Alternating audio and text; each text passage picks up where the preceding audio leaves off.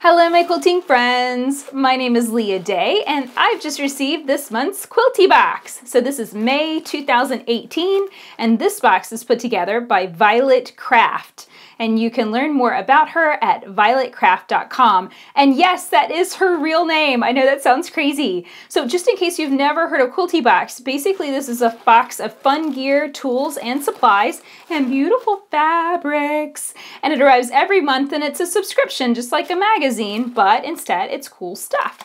So here's what's coming in this month's box. We've got a seam roller, and you know I like to press my seams open, but I usually just keep my iron next to my machine, but you know what? This would be so much easier just to use this tool instead. And I love how wooden and simple this feels. I've had a plastic one before, but this feels so much better. I really like that.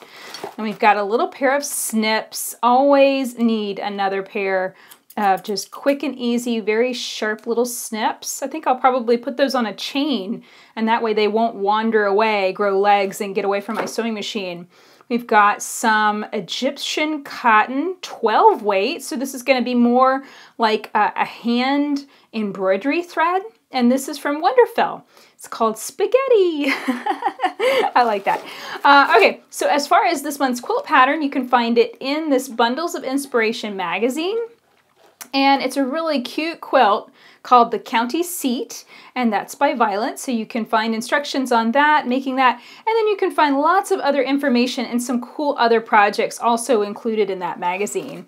But the best part of every box is the fabric. This is my favorite part too.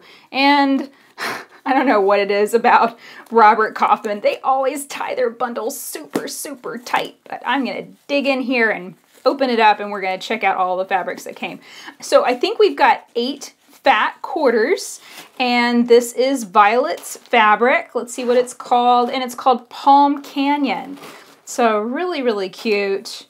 Oh, we've got some hexagons. It's almost like a cheater cloth fabric with hexagons printed in gray and pink, kind of a peachy pink.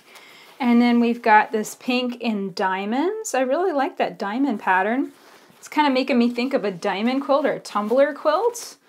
Oh, this one's neat. This is palm fronds. That's what it looks like to me. Every once in a while, I'll shout something out like, oh, that's this thing. And then people are like, no, that's not that thing at all. So I'm just guessing, all right? This looks very geometric to me. This is reminding me of string art. You know, it's really popular right now. I see it all over the place. We've got that in pink, and then we've got it again in teal. That's really cool.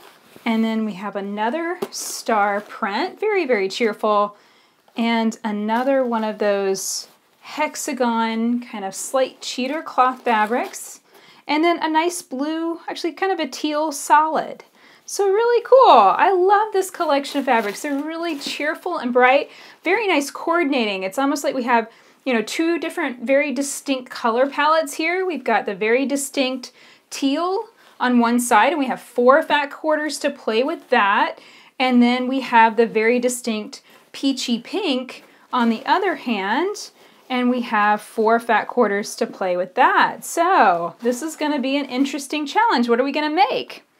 So I decided to have some fun this month. I took a few of the fabrics from Quilty Box and I made another version of the Eternal Love quilt. So Eternal Love is a quilt pattern you can find at leahday.com/eternallove, and this is a fusible applique pattern.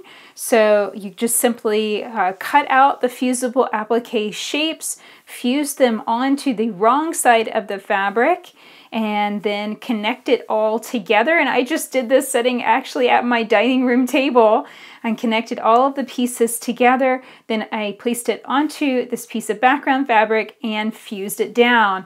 And I really decided to do this as a complete experiment. I have never done a goddess quilt with printed fabrics before, and I really love how this turned out. I then decided to continue the experiment. I played around with lots of decorative stitches to seal up the edges.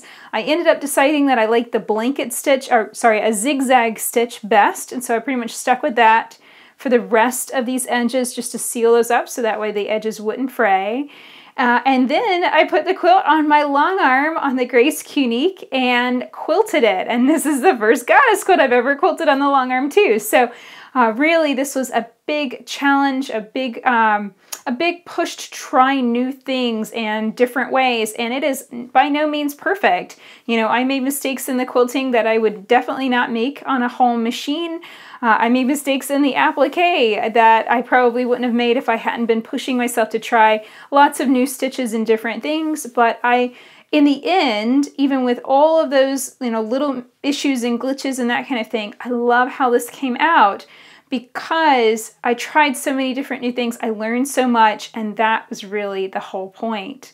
So I hope that you enjoy seeing this beautiful quilt created from those fabrics in Quilty Box, and I encourage you to take on challenges and try something totally new. Yes, it probably won't be a perfect quilt, but you will absolutely have a blast learning something new and challenging yourself. So check out Eternal Love if you'd like to make this too at leahday.com/eternallove.